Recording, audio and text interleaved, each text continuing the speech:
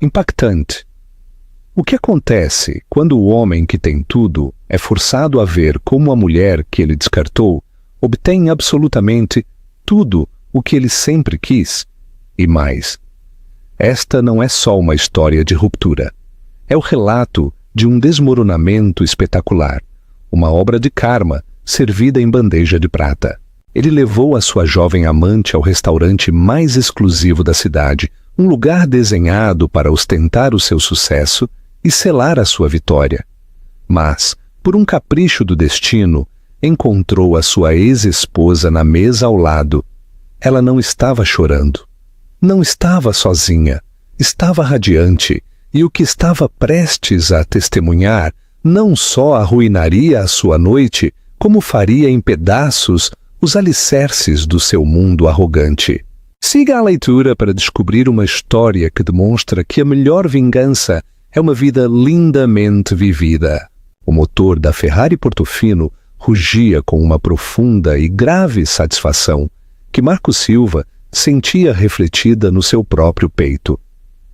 Olhou para a mulher ao seu lado, Sofia Navarro, com seu cabelo loiro a capturar o resplendor neon das ruas do centro de São Paulo. Tinha 26 anos, uma década mais jovem do que a sua ex-esposa, e uma ambição tão afiada e polida quanto as suas unhas de gel. Esta noite era uma celebração. Havia passado exatamente 1 ano desde que o divórcio de Elisa foi finalizado. 1 ano do que Marco considerava liberdade e sucesso sem adulteração. "Tens a certeza de que conseguimos mesa no Atrium?" perguntou Sofia, com a sua voz uma mistura praticada de espanto e direito. "Ouvi dizer que a lista de espera é de 6 meses." Marco sorriu, reduzindo a marcha com suavidade, enquanto virava para a rua cheia de manobristas.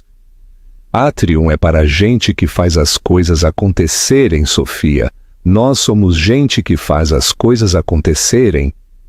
Havia feito a reserva com a sua conta corporativa, Silva Capital. Um nome que abria portas e silenciava perguntas. Era sócio-gerente numa firma de private equity, um tubarão numa cidade de tubarões, e saboreava o butim das suas conquistas. O Atrium era o butim definitivo. Localizado no topo de um arranha-céus, os seus janelões do chão ao teto ofereciam uma vista quase divina das luzes da imensa cidade. Um tapete brilhante de almas sobre o qual ele sentia que se elevava. O divórcio tinha sido complicado, mas, na sua mente, limpo. Tinha sido generoso, dizia a si mesmo. Permitiu que Elisa ficasse com o modesto apartamento nos subúrbios que tinham comprado há 1 década, um lar que agora via como um monumento à mediocridade. Deu-lhe uma liquidação justa, suficiente para que vivesse confortavelmente, para que continuasse com os seus pequenos passatempos. Ele a tinha deixado. Havia escolhido uma vida nova, uma vida melhor, um modelo melhorado. Sofia era essa melhoria. Era um troféu, um testemunho do seu status. Elisa, em retrospectiva, tinha se tornado confortável, previsível. Era o sedã sensato que se troca por um carro esportivo. Enquanto os guiavam para a sua mesa, um lugar privilegiado junto à janela, Marco sentiu uma onda de triunfo.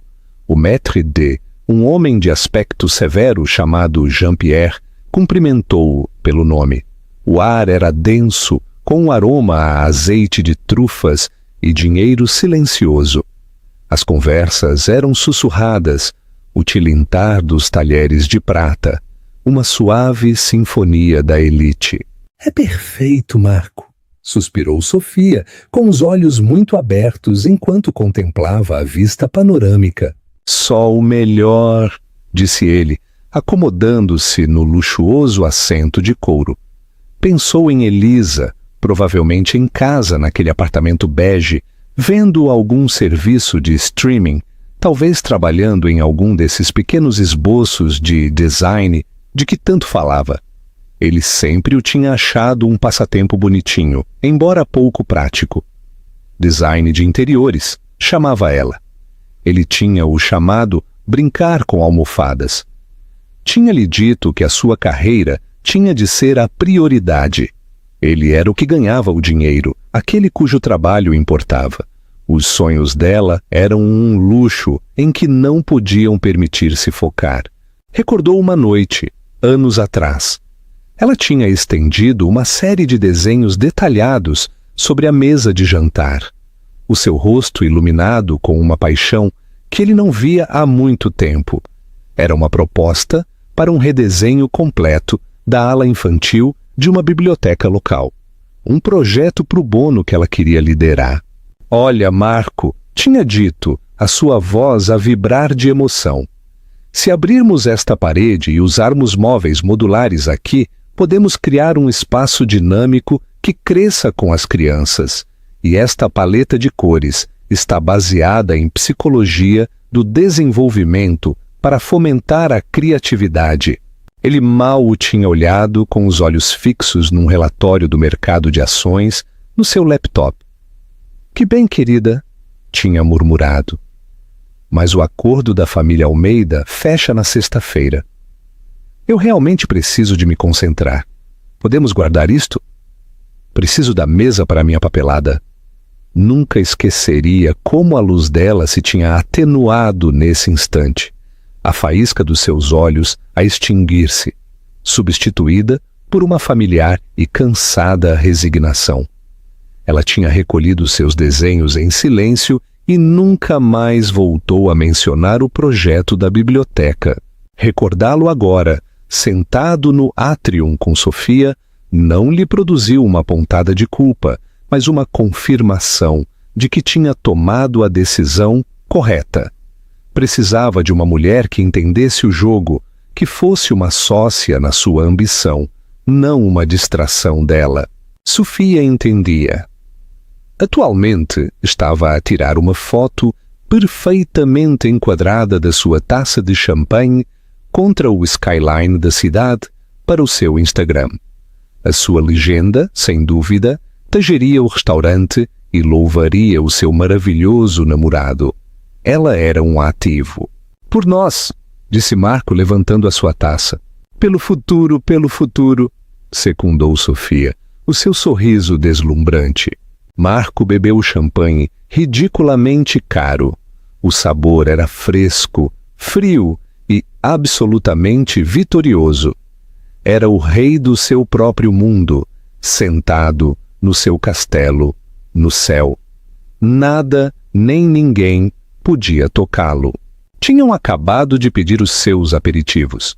Marco, o foie gras selado. Sofia, o serviço de caviar.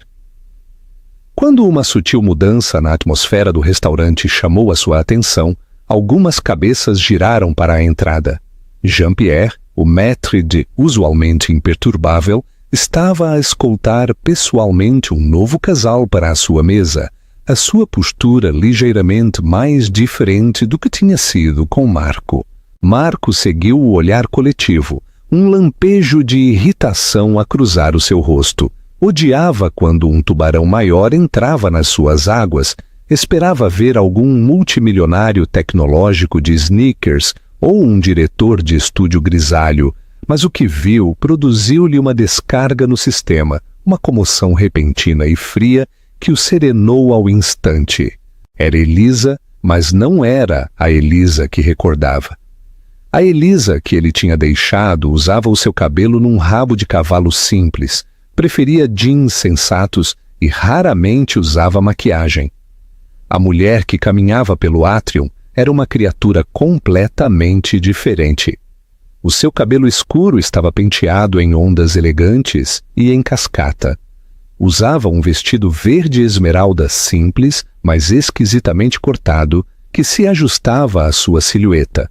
Uma silhueta mais forte, mais segura do que ele recordava.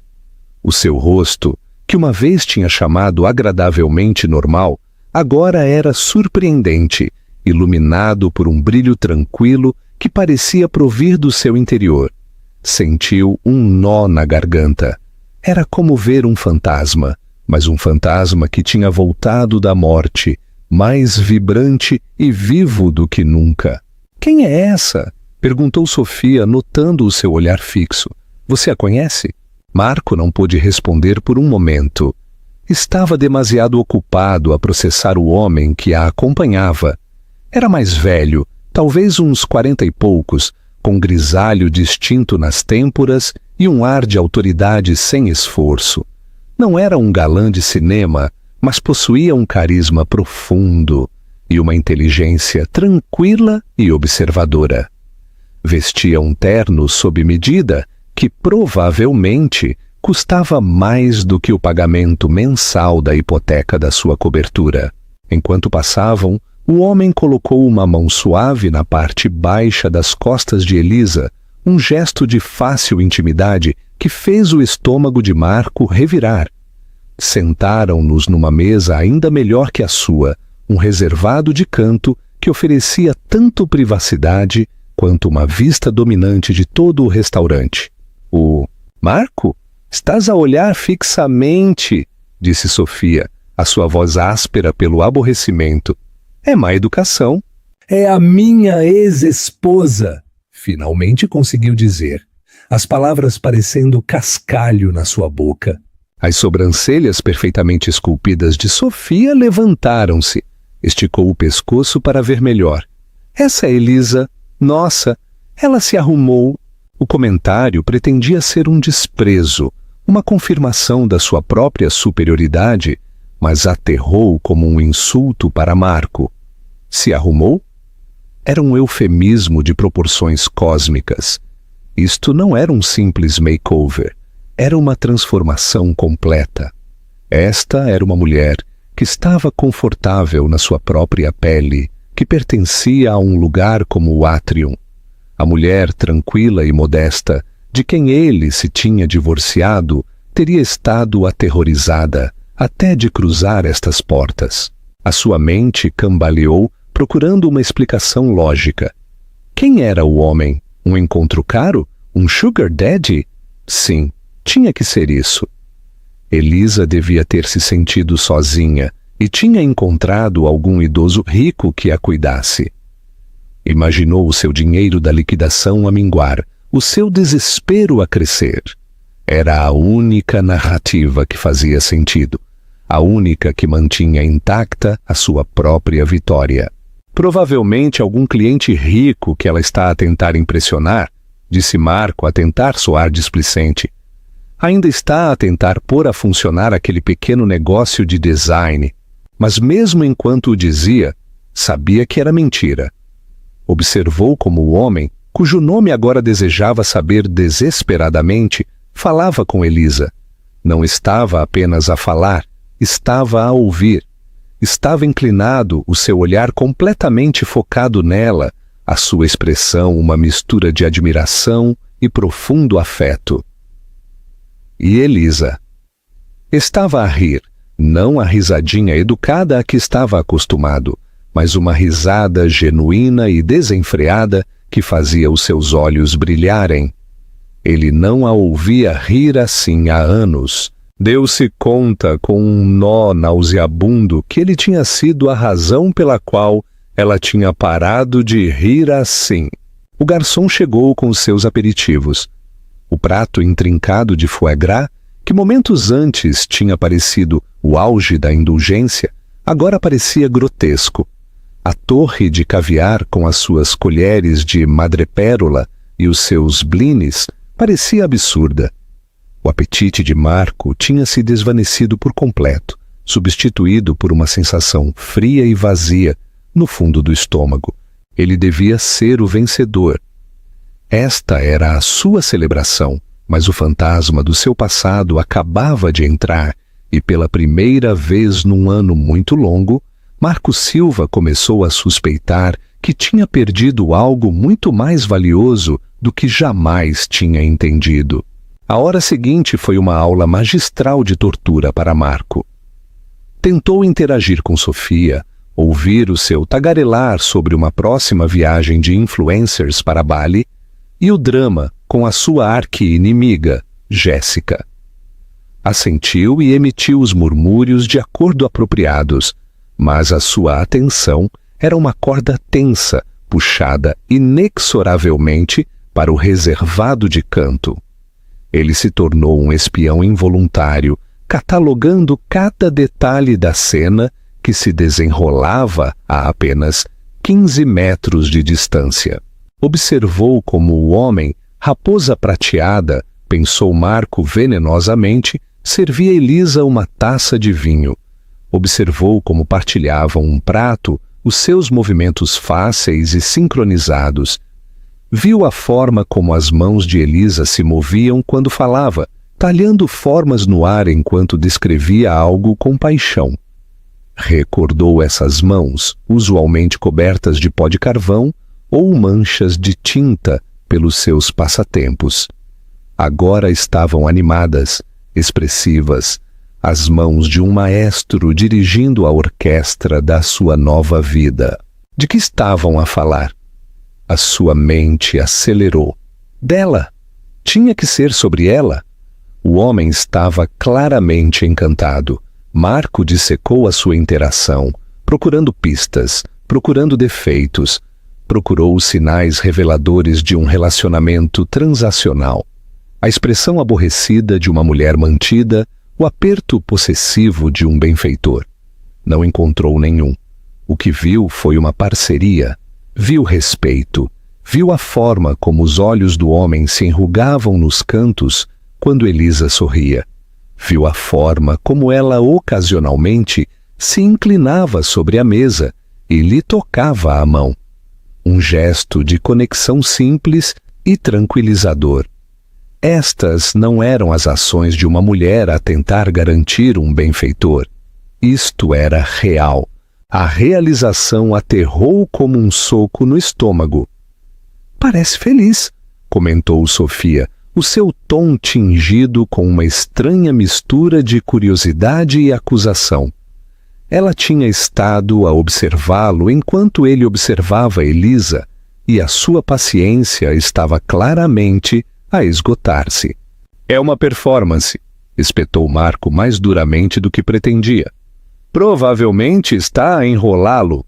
Elisa sempre foi boa a interpretar a vítima. Era? Tentou recordar uma instância, qualquer instância, de Elisa ser manipuladora. Não conseguiu. O que recordava era ela a pedir o seu tempo, a sua atenção, que ele estivesse presente. Ele havia enquadrado esses pedidos como necessidade, como ela a tentar retê-lo do seu trabalho. Agora, ao vê-la com este homem, viu-o pelo que era. Um desejo de parceria, uma parceria que ele não tinha estado disposto ou não tinha sido capaz de proporcionar. Uma lembrança aguda e inoportuna aflorou. Era o seu 8º aniversário. Ele tinha-o esquecido por completo. Chegou a casa tarde, exausto por um dia de 14 horas de negociações hostis. A casa estava escura, exceto pela sala de jantar, onde Elisa estava sentada numa mesa completamente posta, com 2 pratos de filé mignon frio e por comer, e uma única vela a tremeluzir. "Tentei ligar", tinha dito ela, a sua voz pequena e tensa. "O meu telefone estava desligado. Estávamos numa reunião de fecho", tinha replicado ele, a afrouxar a gravata, a sua mente ainda em planilhas e margens de lucro. "O que é tudo isto?" "É o nosso aniversário", marcou. Sentiu um lampejo de aborrecimento, não de culpa. Era apenas mais uma exigência do seu tempo, outra expectativa que ele tinha falhado em cumprir. "Elisa, estou a construir um futuro para nós. Tens ideia da pressão sob a qual estou? Não se pode esperar que eu me lembre de cada pequena data." "Não é uma pequena data?" tinha sussurrado ela, e ele viu o brilho das lágrimas nos seus olhos. "É a nossa vida." Ele tinha-o ignorado. Disse-lhe que o celebrariam no fim de semana, coisa que nunca fizeram. Tinha escolhido o negócio em vez do jantar, o futuro em vez do presente.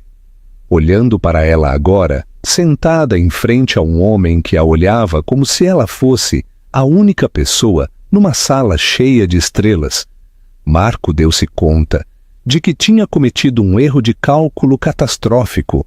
Não tinha estado a construir um futuro para eles.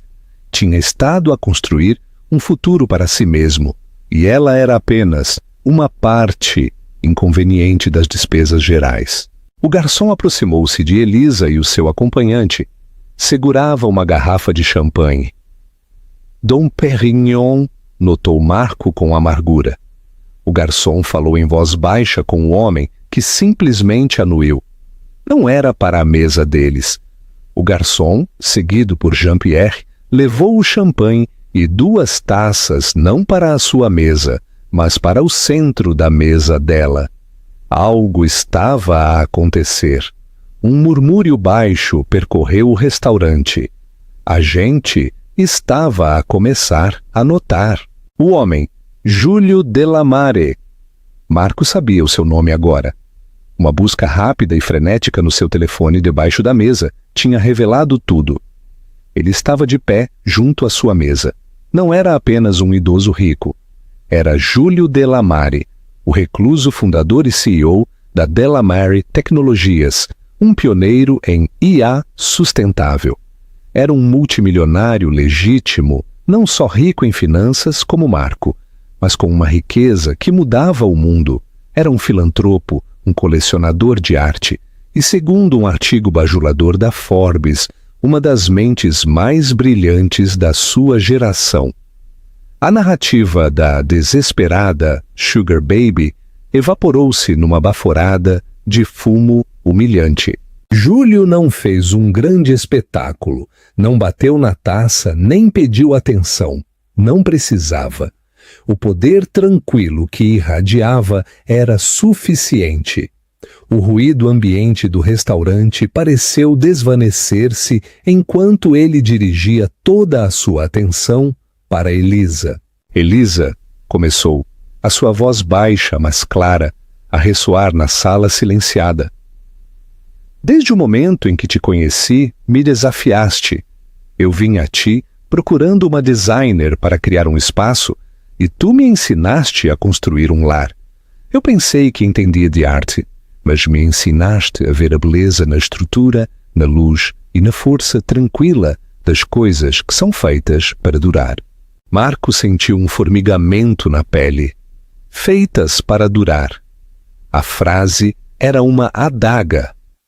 Ele tinha construído a sua vida sobre aquisições e alienações, sobre lucros a curto prazo e eficiência impiedosa.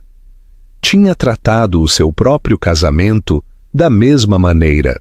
Júlio continuou, o seu olhar fixo em Elisa, que o olhava com os olhos muito abertos por uma mistura de choque e alegria nascente. Entraste na minha vida quando tudo eram plantas e balanços e a encheste de cor, calor e risos. És a mulher mais apaixonada, resiliente e brilhante que conheci. Pegaste os pedaços partidos de uma vida que te entregaram e construíste um império próprio. Um império próprio? O que significava isso? A mente de Marco estava em curto-circuito. Então, com uma graça que foi completamente devastadora, Júlio Delamare ajoelhou-se sobre um joelho. Um arquejo coletivo percorreu o átrio. A mão de Sofia voou para a sua boca. Marco sentiu que não conseguia respirar, como se todo o oxigênio tivesse sido aspirado da sala e canalizado diretamente para aquele reservado de canto. Do seu bolso, Júlio tirou uma pequena caixa de veludo. Abriu-a. Mesmo do outro lado da sala, o anel era ofuscante. Não era uma explosão ostentosa de diamantes como o que Marco tinha dado a Sofia. Era um único diamante, impecável, de corte esmeralda, flanqueado por 2 safiras mais pequenas, uma peça tão elegante e única como a mulher a que se destinava. Parecia uma peça de museu. Ah, Elisa Vega, disse Júlio, a sua voz embargada pela emoção. Redesenhastes o meu mundo. Farias-me a incrível honra de desenhar o nosso futuro juntos? Casarias comigo? Por um momento que se estendeu até a eternidade, houve um silêncio absoluto.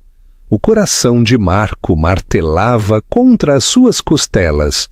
Uma parte desesperada e traiçoeira dele a rezar para que ela dissesse não, que tudo era uma brincadeira elaborada. O rosto de Elisa era uma tela de emoção. Lágrimas escorriam pelas suas bochechas, mas ela estava a sorrir, um sorriso tão radiante que poderia ter iluminado a cidade de baixo. Assentiu, incapaz de falar, e depois finalmente encontrou a sua voz, clara e ressonante. Sim, sim, Júlio, claro que sim. O restaurante explodiu. Os comensais sussurrantes e sofisticados irromperam em aplausos espontâneos e sinceros. A gente sorria. Alguns secavam os olhos. Foi um momento cinematográfico perfeito, e Marco Silva tinha um assento na primeira fila para o seu próprio apocalipse pessoal. Júlio deslizou o magnífico anel no seu dedo. Encaixou perfeitamente. Ele levantou-se, puxando-a para os seus braços, num abraço que foi ao mesmo tempo apaixonado e terno. Os aplausos aumentaram. Bem, disse Sofia, a sua voz a pingar com um veneno que Marco nunca lhe tinha ouvido antes. Suponho que ela ganhou.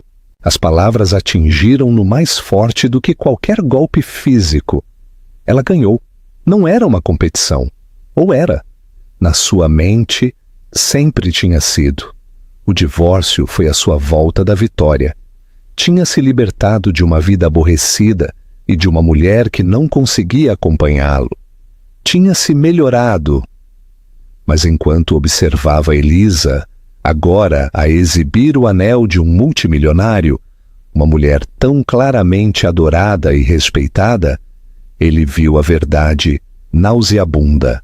Ele não se tinha melhorado. Ele tinha sido o casamento de início. Ele era a prequela, a história de fundo, o capítulo que ela teve de superar para alcançar a sua vida real. Ele era o homem que tinha possuído um bilhete de loteria e o tinha atirado para o lixo só para ver outra pessoa encontrá-lo e reclamar o prêmio de 1.000 milhões de euros. O garçom chegou com os seus pratos principais. Marco olhou para o seu prato de filé wagyu, o seu micui perfeito e o seu acompanhamento artístico, uma troça ao seu ego destroçado. Sentiu uma onda de náuseas.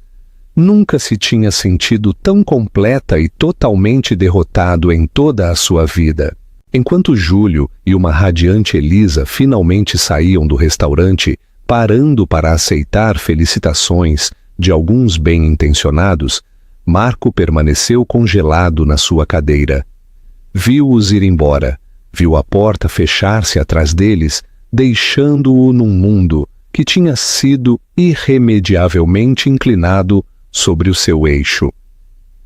O aplauso tinha cessado e a conversa ambiente do átrium tinha recomeçado.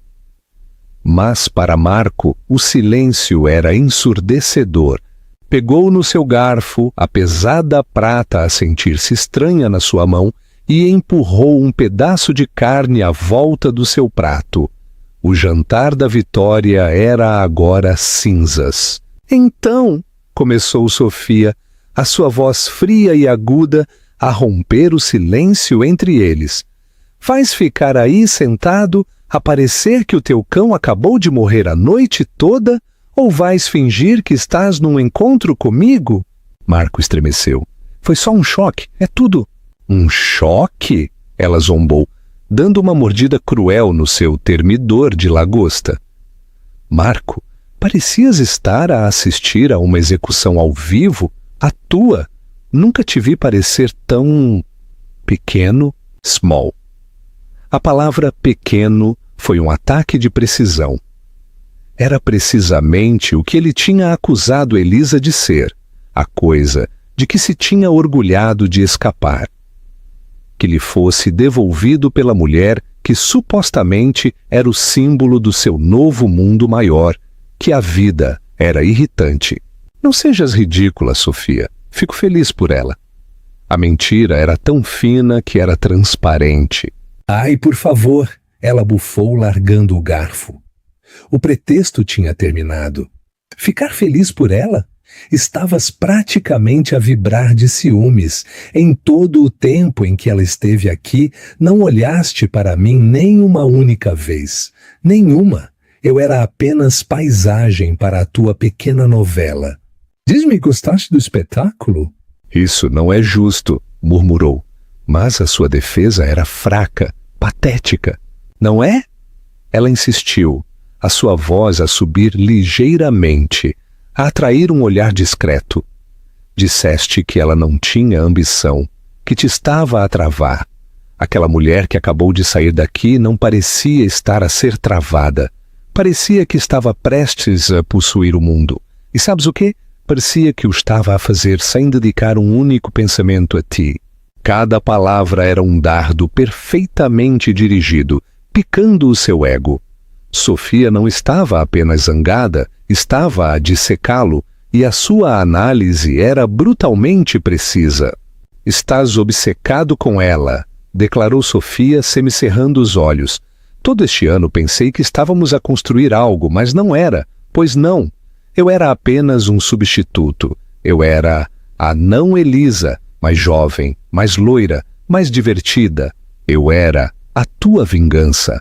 Mas afinal, ela é que está a ter a vingança, sem sequer tentar, e tu não consegues suportar isso. Ele quis negar, enfurecer-se com ela. Mas a verdade das suas palavras silenciou-o. Ele tinha usado Sofia. Não o tinha visto dessa maneira, claro. Tinha dito a si mesmo que estava apaixonado, ou pelo menos enardecido, pela sua energia, pela sua beleza. Mas agora, sob as duras luzes fluorescentes da sua própria humilhação, viu as suas motivações com uma clareza nauseabunda. Sofia era um penso rápido para uma ferida que ele nem sequer sabia que tinha. E agora, a ferida tinha sido aberta de par em par. Acho que estou a perder o apetite, disse Sofia, afastando o seu prato. Agarrou a sua mala, uma clutch Chanel ridiculamente cara que Marco lhe tinha comprado no mês passado. O homem com quem ela está? Júlio Delamare. Acabei de pesquisar. Ele vale 12 mil milhões de euros, Marco. 1.000 milhões, Comer financia a investigação do cancro e constrói escolas em África. E tu o quê? Compras e desmantelas empresas em pedaços. A comparação era cruel e concebida para ferir. Conseguiu-o na perfeição. Disseste que eras a melhoria, o vencedor. Continuou, a sua voz a baixar para um sussurro venenoso. Mas de onde estou sentada, parece que ela trocou um Honda usado por um jato privado, e tu ficas aqui a pagar a conta de um jantar que nem sequer consegues comer. Levantou-se, a sua cadeira a raspar asperamente contra o chão polido. Liga-me quando tiveres superado a tua ex-esposa. Ou melhor ainda, não ligues. Virou-se e foi-se embora, os seus saltos a marcar um ritmo de partida zangado. Ela não olhou para trás. Marco ficou sozinho na mesa para dois, com 2 pratos principais a meio e o peso completo e esmagador da sua própria monumental estupidez. Jean-Pierre deslizou até ele, a sua expressão uma máscara de simpatia profissional. Está tudo bem, Sr. Silva? Marco olhou para o maître, Dutt preocupado, para os olhares de pena das mesas circundantes, para o fantasma de uma celebração na sua própria mesa. Só me traga a conta, disse a sua voz rouca, e o uísque mais forte que tiver. Tinha vindo ao átrium para brindar a sua vitória. Estava a sair completamente vencido, não por um inimigo, mas pelo inegável sucesso radiante da mulher que ele tinha tanta certeza de ter deixado para trás na poeira. O silêncio na cobertura de Marco era uma presença física. Era um espaço elegante e minimalista, todo cromo, vidro e tons de cinza. Um lugar concebido para impressionar, não para confortar. Sempre o tinha visto como um símbolo do seu sucesso, um marcado contraste com o calor desordenado e acolhedor da casa que tinha partilhado com Elisa. Esta noite, pela primeira vez, sentia-se como um mausoléu, frio, vazio e assombrado. O copo de Macallan, 25 na sua mão, fazia pouco para amortecer a pulsação no seu crânio. Tinha abandonado o seu Ferrari a um manobrista e apanhado um táxi para casa, incapaz de suportar a ideia de ficar sozinho com o rugido triunfal do seu próprio motor. Afundou-se num sofá baixo de couro italiano e abriu o seu laptop. Os seus dedos, usualmente tão rápidos e decisivos no teclado enquanto orquestravam aquisições corporativas, sentiam-se desajeitados. Escreveu Elisa Vega na barra de pesquisa. Durante o seu casamento, uma busca pelo seu nome não teria retornado nada. Uma foto tagada na sua página do Facebook de uma festa da empresa, talvez? Um link para uma corrida beneficente de 5K em que tinha participado? Nada de substância.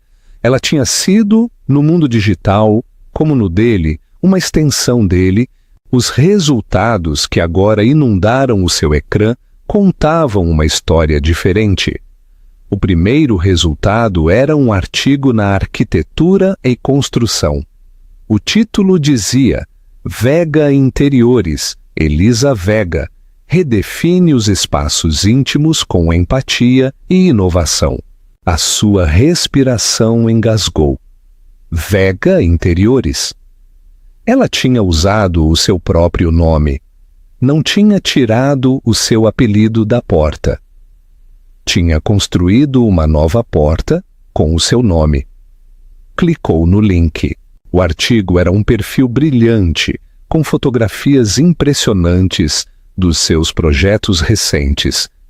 Um hotel boutique em Angra dos Reis que era uma obra-prima de elegância costeira.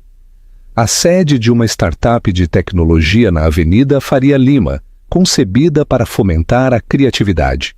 E uma residência privada em Alphaville, que era ao mesmo tempo espantosamente moderna e profundamente pessoal. As descrições do seu trabalho usavam palavras como visionária, comovente e transformadora. Havia uma foto de Elisa, de pé, num dos espaços que tinha projetado. Estava a sorrir, não para a câmara, mas para algo fora do enquadramento. Um olhar de profunda satisfação no seu rosto. Parecia uma artista no seu elemento. O artigo citava um cliente. Elisa não só decora um quarto, ela ouve a história das pessoas que vão viver nele e traduz essa história num espaço físico. Ela devolveu-nos uma parte de nós mesmos que nem sabíamos que tínhamos perdido. Sentiu uma nova onda de náuseas. Lembrou-se dos seus esboços, aqueles que ele lhe tinha dito para recolher da mesa de jantar. Ele os vira como desordem. O mundo achava que eram genialidade. Continuou a pesquisar. Encontrou o website da Vega Interiores. Era profissional, elegante e apresentava um portfólio inegavelmente impressionante. A sua página sobre era uma biografia curta e poderosa. Mencionava a sua paixão de toda a vida pelo design e a sua formação formal, um diploma que tinha obtido antes de se conhecerem. Um facto que ele quase tinha esquecido. Não o mencionava a ele em absoluto. A sua década na sua vida era um espaço em branco, um capítulo editado. Depois pesquisou sobre ela e Júlio Delamare. Eram um casal filantrópico poderoso. Tinham copresidido uma recente gala de angariação de fundos para o MASP. Havia fotos deles no tapete vermelho, Elisa num vestido deslumbrante, a parecer totalmente à altura de Júlio. Um artigo numa coluna social descrevia-os como o casal mais elegante e discreto da cidade, destacando a sua paixão partilhada por arte e causas sociais. O artigo detalhava como se conheceram. Júlio Delamare tinha contratado a Vega Interiores para projetar a nova sede da Delamare Tecnologias. Tinha ficado tão impressionado com a sua visão e profissionalismo que a tinha procurado pessoalmente. O seu relacionamento tinha florescido a partir de uma base de respeito profissional mútuo. Marco fechou o laptop de repente. Não era uma situação de sugar daddy, não era um golpe de sorte. Era merecido. Ela tinha construído aquilo. Tinha pegado o dinheiro da liquidação, dinheiro que ele tinha considerado um generoso presente de despedida para a manter calada e confortável, e investiu-o em si mesma. Tinha construído o negócio com que sempre sonhou, aquele que ele tinha desencorajado, ativa, embora passivamente. Ele tinha sido a âncora que a estava a arrastar, e no momento em que cortou a corda, ela não se afundou. Ela voou. A plena e horrível extensão do seu erro de cálculo esmagou-o. Ele não tinha apenas perdido uma esposa, ele tinha perdido uma sócia que ele nem sabia que tinha.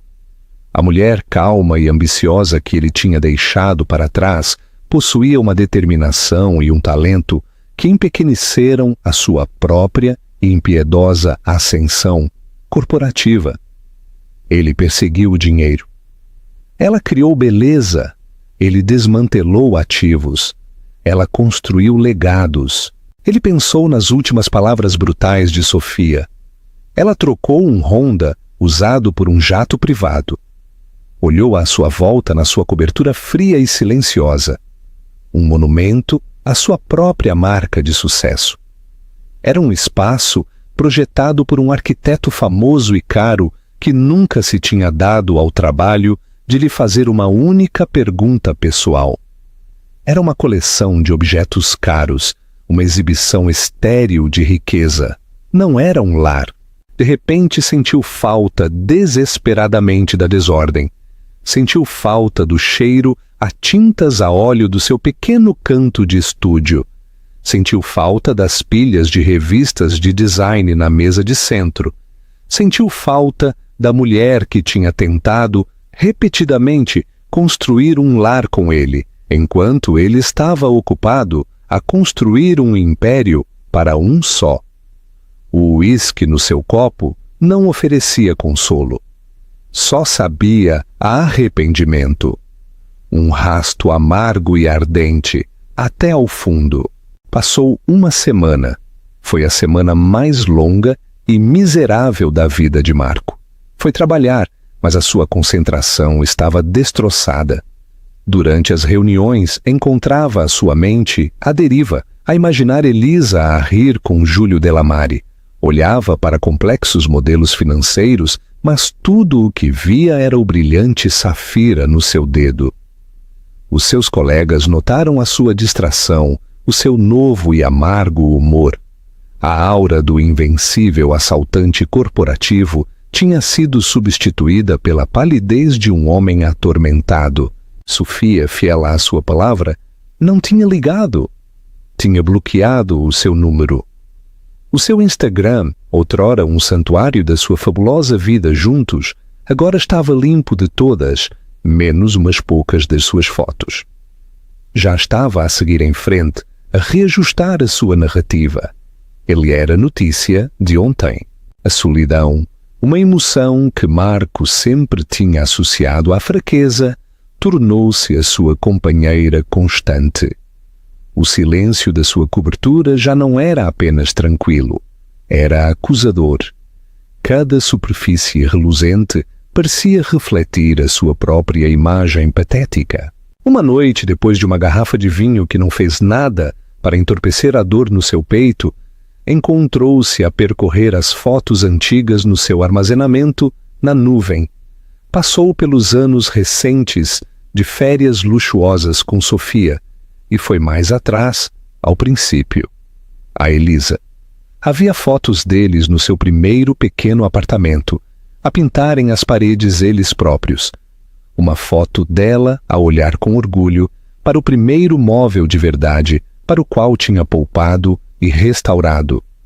Uma foto deles numa excursão de caminhada, o seu rosto sem maquiagem, a sorrir-lhe com um amor aberto e sem complicações, que agora se sentia como um golpe físico. Esta era a mulher que ele tinha amado, antes de decidir que não era suficiente, antes de a quebrar. Ou assim pensou. Encontrou um vídeo do seu 30º aniversário. Ele tinha lhe dado uma festa surpresa no seu quintal. No vídeo, ela estava rodeada dos seus amigos, o seu rosto aceso de pura alegria enquanto tiravam um bolo. Ela olhou para ele do outro lado do jardim e atirou-lhe um beijo, um olhar de amor e gratidão tão profundos no seu rosto.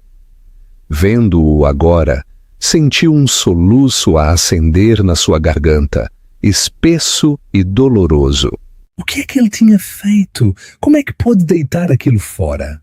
Impulsionado por um coquetel desesperado e alimentado pelo vinho de nostalgia e autocomiseração, ele fez a única coisa que sabia que não devia. Pegou no seu telefone e encontrou o número dela. Ficou a olhar para o nome Elisa por muito tempo, antes que os seus polegares começassem a mover-se, a escrever uma mensagem nascida da fraqueza e do ego. Olá, vi-te no átrio na semana passada. Parecias feliz. Parabéns. Lembrou-me dos velhos tempos. Lembras-te daquele pequeno italiano em Pinheiros a que costumávamos ir? Estava a pensar nisso esta noite.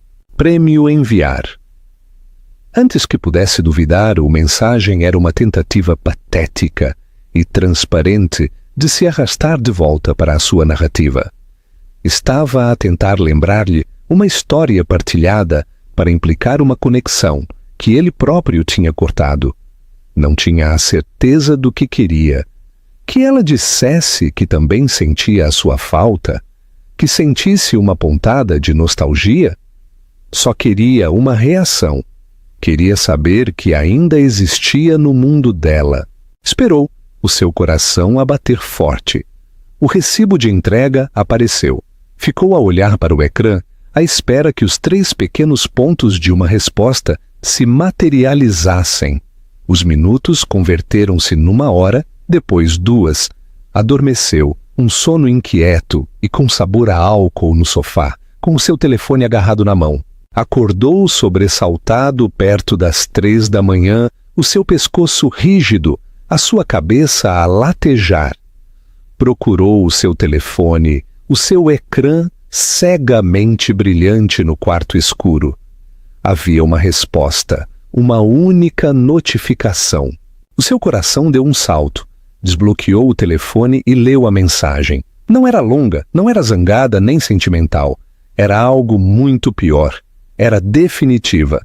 Marco, agradeço que tenhas entrado em contato. Mas o meu passado não é um lugar que visite mais. A felicidade que viste é real e está construída sobre um futuro que me entusiasma. Agora, tenho um novo lugar italiano favorito. Desejo-te o melhor. Isso foi tudo. Desejo-te o melhor. As 4 palavras mais educadas e devastadoramente indiferentes do idioma. Não havia raiva, nem ressentimento persistente, nem abertura para mais conversa. Foi o fechar de uma porta limpo, nítido e profissional. Ela não guardava rancor, não estava a julgar.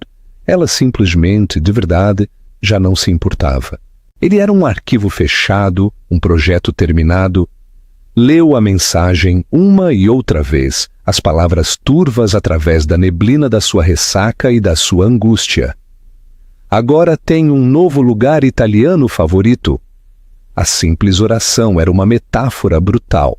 Ela tinha uma nova vida, um novo amor, novas lembranças que estavam a sobrescrever as que ele tão descuidadamente tinha tentado evocar. Ele tinha querido uma reação e tinha-a obtido. Tinha confirmado que ainda existia no mundo dela, mas só como uma lembrança distante e irrelevante. Ele era o fantasma na festa, e ela tinha o exorcizado cortês e firmemente. Deixou cair o telefone na almofada ao seu lado e olhou para a escuridão da sua vida vazia e silenciosa. O sabor da vitória. Há muito que se tinha convertido em cinzas na sua boca. As estações mudaram. O calor abrasador do verão de São Paulo deu lugar a um outono suave e indiferente. Para Marco, a mudança foi interna. O desespero frenético das semanas posteriores ao encontro no átrium tinha arrefecido para uma dor surda e persistente de arrependimento. Parou de beber em excesso. Foi trabalhar. Foi para o ginásio. Seguiu os movimentos da sua vida, mas a arrogância tinha se ido.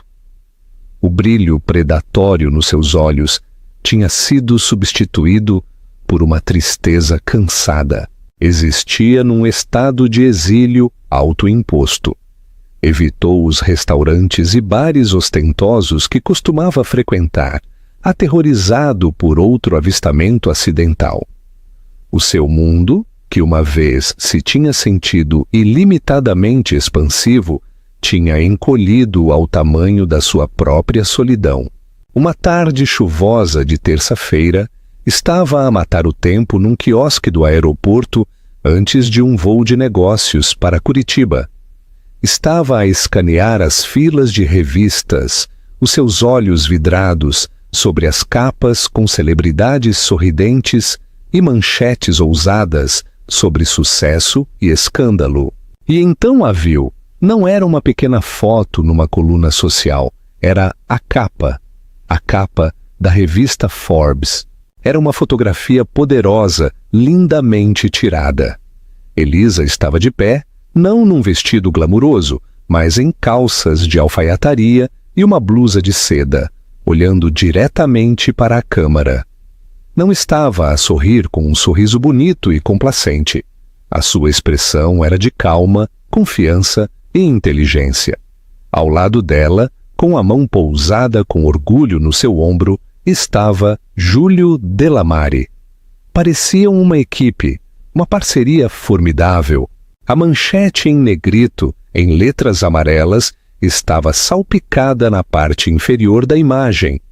O poder do propósito, Júlio Delamare e Elisa Vega, sobre a construção de um futuro melhor, nos negócios e na vida. Marco sentiu que o sangue se escoava do seu rosto. Pegou na revista, as suas mãos a tremer ligeiramente. Abriu-a na reportagem de capa. Era uma extensa reportagem de 10 páginas que detalhava o trabalho revolucionário de Júlio em tecnologia sustentável e, para espanto de Marco, a ascensão meteórica de Elisa no mundo do design arquitetônico. O artigo aclamava a Vega Interiores como a firma de design mais solicitada na Europa, elogiando o seu compromisso com os materiais sustentáveis e os princípios de design centrado no ser humano. Falava dos seus contratos multimilionários para projetar campi corporativos inteiros e eco-resorts de luxo. Não era um passatempo, era um império, o império dela. Havia uma secção sobre a sua vida pessoal. A Fundação Filantrópica Partilhada deles. A Iniciativa Delamare Vega, que estava a financiar a educação artística em comunidades desfavorecidas. Havia uma citação de Júlio sobre a sua noiva. Elisa é a pessoa mais formidável que conheço. Citava a revista. Sou um homem que lida com dados e lógica, mas ela tem uma compreensão fundamental da alma humana e tem a rara habilidade de fazer com que esse entendimento seja tangível, de construí-lo no mundo que nos rodeia. Ela é minha parceira em todo o sentido da palavra. O trabalho da minha vida realmente começou quando a conheci. Marco teve que se apoiar na prateleira de revistas. Leu as palavras uma e outra vez. O trabalho da minha vida realmente começou quando a conheci. Pensou nas suas próprias palavras para ela, anos atrás. A minha carreira tem que ser a prioridade, os teus sonhos são uma distração. Ele tinha-a visto como um acessório da sua vida, um personagem secundário. E o tempo todo, ela tinha sido a protagonista de uma história que ele era demasiado arrogante e cego para sequer ler.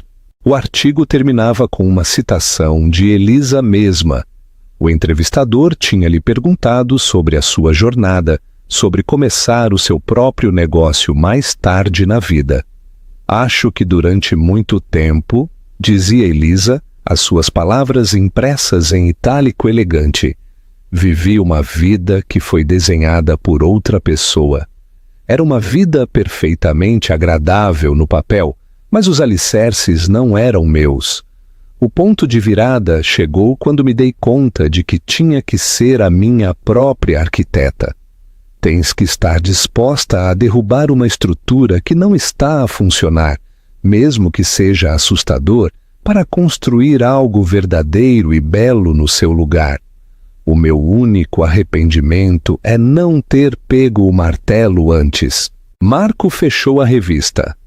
As suas palavras não eram dirigidas a ele, eram um reflexo da sua própria jornada, mas atingiram-no com a força de um julgamento final.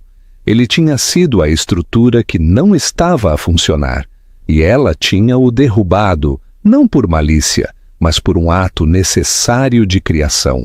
Comprou a revista, pagou ao caixa atordoado e caminhou para o seu portão de embarque. Sentou-se na estéril sala de espera do aeroporto, rodeado de estranhos, e sentiu uma solidão profunda e aterrorizante. Ele era Marco Silva, sócio-gerente numa firma importante, um homem que tinha tudo o que acreditava querer. Era rico, bem-sucedido e completamente, absolutamente sozinho. Olhou a capa uma última vez, para a mulher que tinha subestimado, a mulher que tinha descartado, agora a olhar para o mundo da capa da Forbes. Ela já não era a sua ex-esposa. Era Elisa Vega. E ele era só um homem num aeroporto, um fantasma de um passado que ela tinha renovado linda e magistralmente sem ele. Conclusão chamada à ação CTAE. E assim Marco Silva aprendeu a lição mais dura de todas. A relva nem sempre é mais verde, especialmente quando não regas o teu próprio jardim. Passou anos a acreditar que ele era o prêmio, só para descobrir que ele era o preço que Elisa teve de pagar para finalmente reclamar o seu próprio valor. A sua verdadeira felicidade não foi encontrada no anel de um multimilionário, mas na autoestima que redescobriu quando finalmente foi livre. O seu sucesso foi a consequência do seu fracasso, uma vida construída a partir dos escombros de um passado que ele destruiu. Esta história é um poderoso lembrete de que às vezes deixar ir não é um final, mas sim o começo mais importante de todos. O que pensas? Foi este o karma definitivo? Alguma vez foste testemunha de como a vida de alguém melhora drasticamente depois de deixar uma relação que os travava? Deixa-me as tuas opiniões e as tuas próprias histórias nos comentários abaixo. Se esta história ressoou contigo, por favor, faz-me um grande favor e dá um like, partilha com alguém que precise de a ouvir. O mais importante, subscreve o canal para mais drama da vida real e histórias de incrível transformação.